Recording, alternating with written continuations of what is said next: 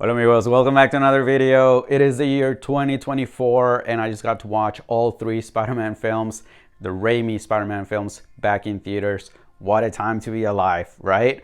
So with all three films fresh in my mind from having just watched them, I just wanted to make this video and take the opportunity while I have all three suits, main Tobey suits from the first three films, only three films. What are we going to do about that? We got to get number 4 done, right? Raimi wants to do it. Kristen wants to do it. Tobey wants to do it. Freaking Sandman wants to do it. Thomas Hayden Church. What are we doing? Let's make it happen. Let's make it happen. All right. I will be rambling a little bit. I will be taking tangents, and I am going to go through all three suits that we have done in collaboration with Spidey Planet and just showing you the differences between all three, design-wise and construction-wise. All very similar, but slight differences. All right, we're gonna start with number 1 over here. This is a new addition to the Spidey Planet collection, if you will. Yuri had never gotten around to making the first version happen. He said it's not his favorite, and fair enough. But a lot of us love the first film, and I figured since so many people had been asking, it was time to make this one happen. Let's start with the shell. This particular shell was made by Alessio from the Amazing Spider Lab. Shout out to Alessio, he does great work. It was originally designed by Lorenzo from LDS 3D. And you can find them on Instagram, but they do really nice work. They're mostly known for their Amazing 1 and Amazing 2 suits, like custom versions, the video game version.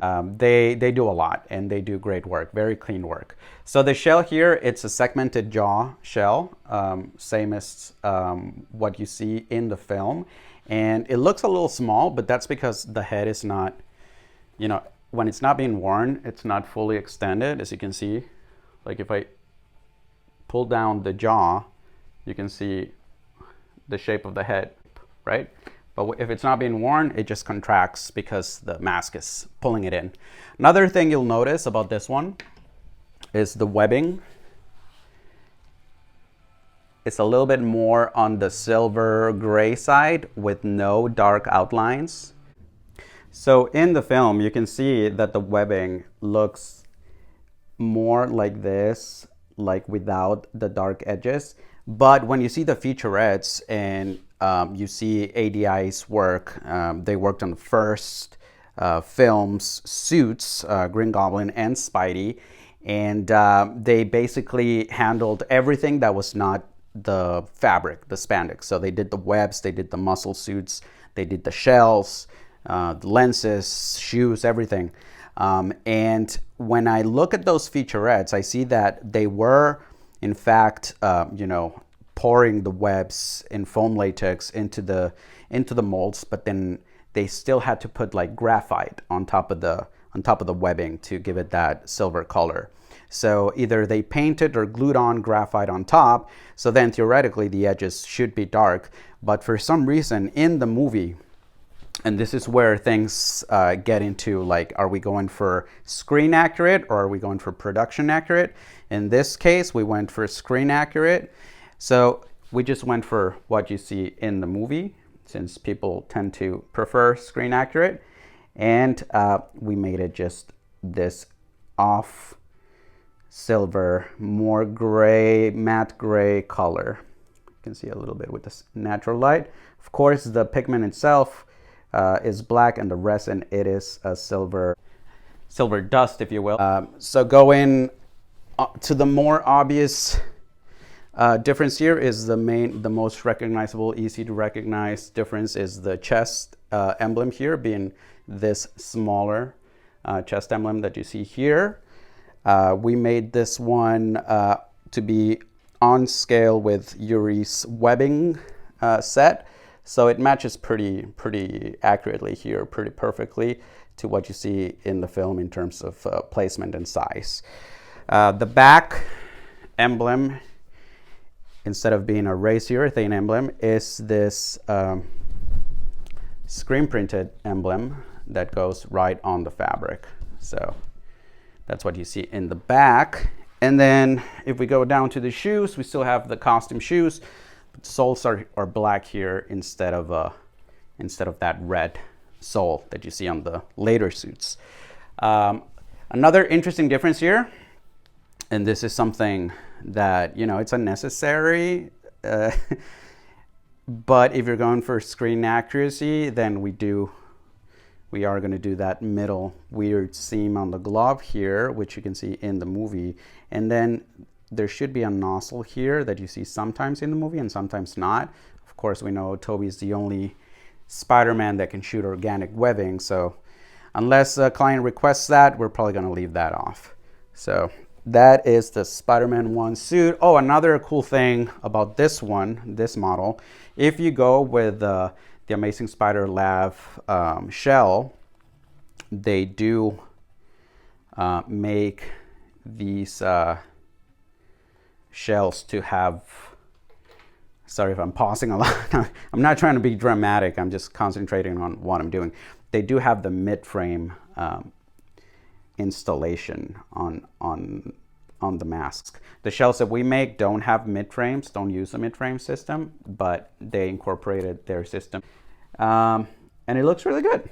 We like it. We are working on our own version of the 2002 shell, so stay tuned for that. But for now, that is the Spider-Man 1 Tobey suit. Now, if I'm going to do a little bit of reminiscing as promised, and I'm not going to go super long on this, that's what my podcast is for. That's where I really go into ramble mode. But watching the first film, it was just such a mind-blowing experience coming from, you know, already being basically a young adult. I was not a child when these movies came out originally. I was an adult. And it still blew me away, and it really changed the course of my life because I was on a mission from that day forward to recreate this suit so that I can hold it in my hands and enjoy it. And it was like that toy you never had when you were a kid, and you just have to have it, right? So as you grow up, if you keep at it and you keep looking for it, eventually you either find it or you make it yourself. So that's what happened here. We're pretty happy with our Spider-Man 1 version. All right, let's move on. So which of these two would you say is Spider-Man 2 and Spider-Man 3? I think I already gave it away, right? I pointed. So again, going back to my experience and my interpretation, I always felt like the Spider-Man 2 suit was a little bit darker, a little bit grimier. And it makes sense because the majority of that movie, Peter is dealing with like some inner turmoil, right? Like he does in all three films. It's the hero's journey. But in the second one, he's really doubting himself. That's when he's like, you know, he's losing his powers. There's a lot of fight scenes, obviously, more battle damage in that movie. So it makes sense to have, you know, a costume that kind of shows that battle.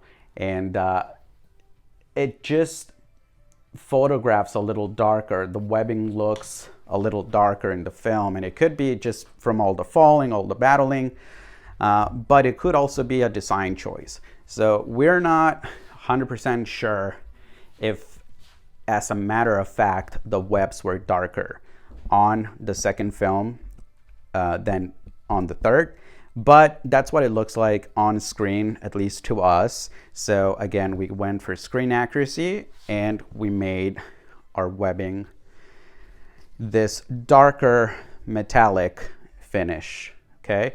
And then of course the front chest emblem is also darker, more on the black side with some metallic pigment, but more on the dark side. And if you're really a stickler for details, then you know the Spider-Man 2 has kind of thinner legs. That's something we really didn't do here. Aside from color, the chest emblem is the same as the one on this version right here, but finish-wise, it looks a little darker to go along with the Spider-Man 2 look here. The back emblem is a raised urethane emblem, and it does not have the bricks like it does in the film, but we're gonna work on that. We'll crack that nut one day. So here's Spider-Man 2. I've already done a more in-depth comparison between 2 and 3, so I'm not gonna do that right now. But I did want to just kind of show it to you guys again, and also give you my additional observations as to why I think, it's perceived to look a little darker, and the red a little bit more bloody red on the second film than on the third. So that is the second suit. Obviously a favorite of many, one of my personal favorites, if not my ultimate favorite, but I tend to go back and forth, because sometimes I just love me a nice Spider-Man 3 suit. The colors on the Spider-Man 3 suit were a little bit brighter, and it makes sense in the movie. He's, a celebrated hero in New York. He is on the billboards. They're throwing parades. They're just, people are excited to see Spider-Man. So it makes sense that the hero would look more heroic and a shinier, knight in shiny armor. So that's why we feel the Spider-Man 3 webs should be a little bit brighter than the Spider-Man 2. So you can check out my other video to see a little bit more in detail and in natural light. But here's the Spider-Man 3 version.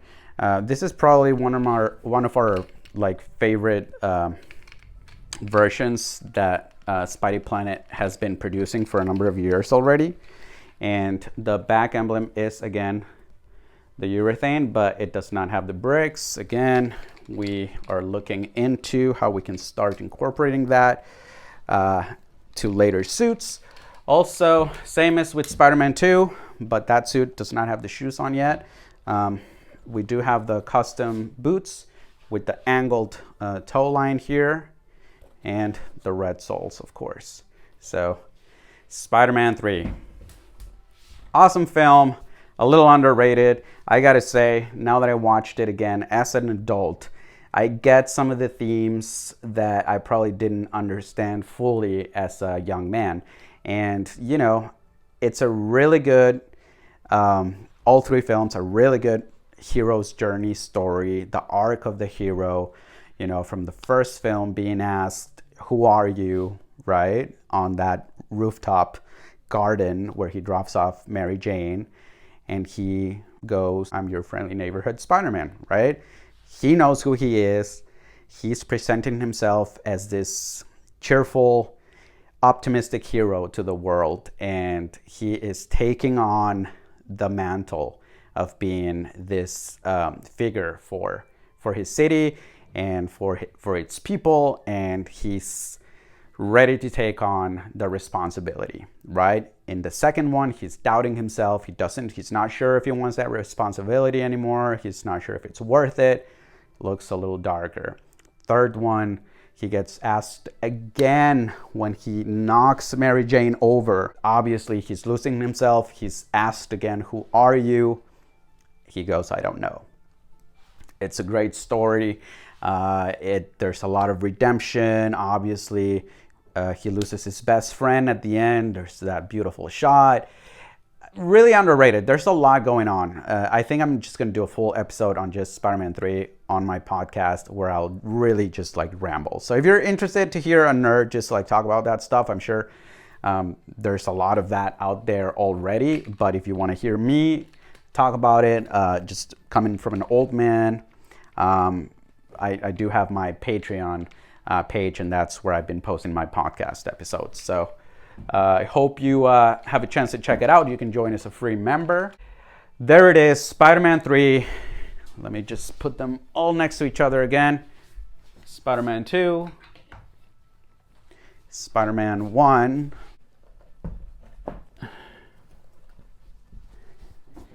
So there we go. Are we missing anything? Oh, you're talking about the black suit from Spider-Man 3? Yeah, I guess that's also a Tobey suit. Oh, you're right. Let's get over here.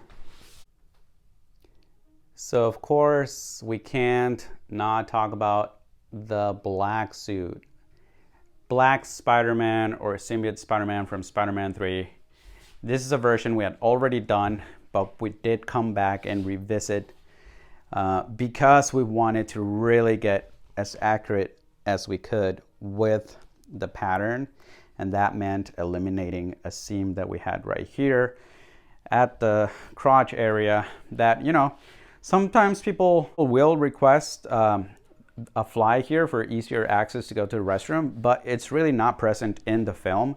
So we wanted to really eliminate that, and in order to do that, we had to create a ginormous screen that had both legs in the same screen. Not easy to make, but you know, it's worth it in the end. The result looks really beautiful. This time we also do have our web lines to follow, so to make our lives easier, we can actually follow the guides to glue. See, they're really faint, but they're there. To glue the webs, so if you wanted to get this as a kit, the only thing is we don't offer an unsewn version of the black one.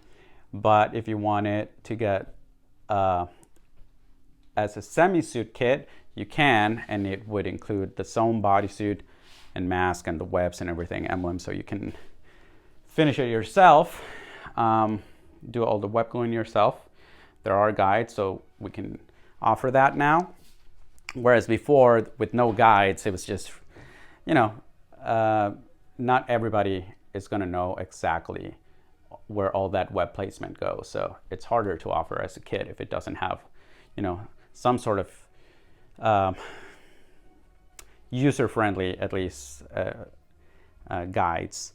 So there is no collar on this suit. You'll notice that. And there is this back zipper here that is usually not included, or it's not part of the design, but it is part of the new design that when they redid Tobey's suit for No Way Home, they put the zipper here, and he really appreciated that. So we figured we'd offer that for comfort for this particular client who comfort was a big thing for him. So he wanted this lower neck so that he could wear without the mask if he wanted to, and wear some clothes on top and look like Tobey's promotional images.